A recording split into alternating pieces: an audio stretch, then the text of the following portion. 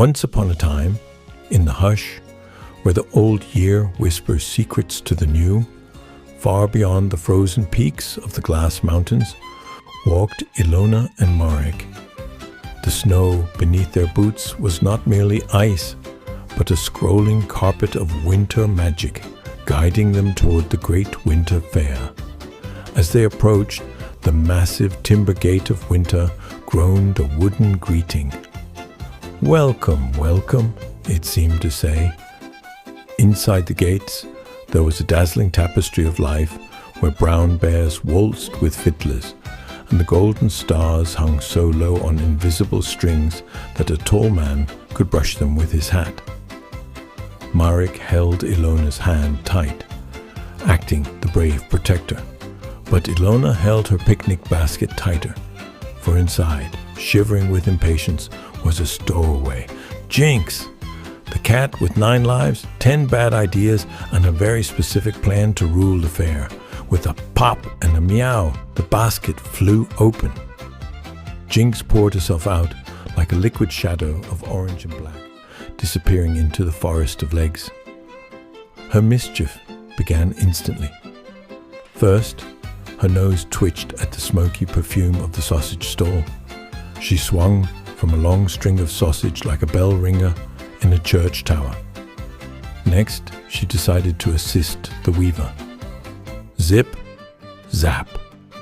In the blink of a cat's eye, the elegant ribbons became a chaotic knot, and the poor weaver found herself wrapped up like a colorful, confused cocoon. Finally, the music called to her. Mistaking the brass tuba for a glorious mouse hole, Jinx dove in, causing the band to play a startled note that has never been written on any sheet music. Ilona turned, her laughter ready to spill like warm wine, eager to share the joke. "Look, Marek!" she cried out. But the air beside her was cold and empty. The laugh froze in her throat. Marek was gone, swallowed whole by the shifting forest of heavy fur coats and dancing boots. Panic began to nip at her heels. She looked up, way up, to a stilt walker towering above the crowd. "Hi, giant," she pleaded. "Have you seen my Marek?" But the giant only shook his head, scattering snow from his brim, and rumbled, "I see only clouds, little one." Desperate, she turned to the honey bread maker, whose stall was piled high with sweet hearts. "Have you seen my lad?" Ilona asked. But the woman only held up a cookie that cracked sorrowfully down the middle. "I have only hearts of dough," she sighed, "and they do not speak."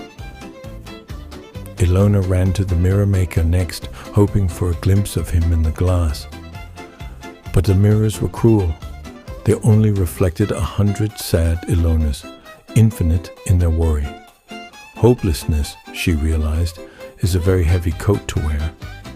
But then, a ribbon of warmth cut through the biting cold air. Cinnamon, roasted sugar. It was the scent that hooked around her nose and whispered, "Come here." It led her to the Chimney Cake stall, where the chimney cakes turned on their spits. She bought one, holding the steaming golden pastry like a torch. It was warm, sweet, and round, just like the world should be. But peace is a fragile thing. High above, Jinx had found a new mountain to climb. He was perched on the edge of a bright red sleigh, eyes locked on a shiny golden ornament. Standing beside the sleigh was the winter grandfather himself, checking a very long scroll. He tapped a name with his gloved finger. "Jinx," he read aloud. "Category, very naughty." At that exact moment, Jinx jumped. Ilona ran. The chimney cake took flight like a sugary bird. Mittens flew into the air, and for a heartbeat, the whole fair held its breath. But the grandfather has caught falling stars before. A cat is easy work. Snap. With a flash of magic, he caught Jinx by the scruff and the cake in his hand. Safe and sound. Suddenly, the wall of wool and fur parted like a heavy curtain. Marek burst through, breathless and relieved. He had been hunting for the cat. She had been hunting for him. The grandfather laughed, a sound like logs crackling in a hearth. "Take the cake," he said with a wink, handing it back, "and take the cat. But keep a tighter leash on both." And so, nestled together in the cold, they pulled the strip of pastry. As they ate, the sugar mended the fright, and the frozen night felt warm. The scene bloomed into flowers and vines, returning to the folk art from whence it came. And if Jinx hasn't eaten the rest of the story, then it is over.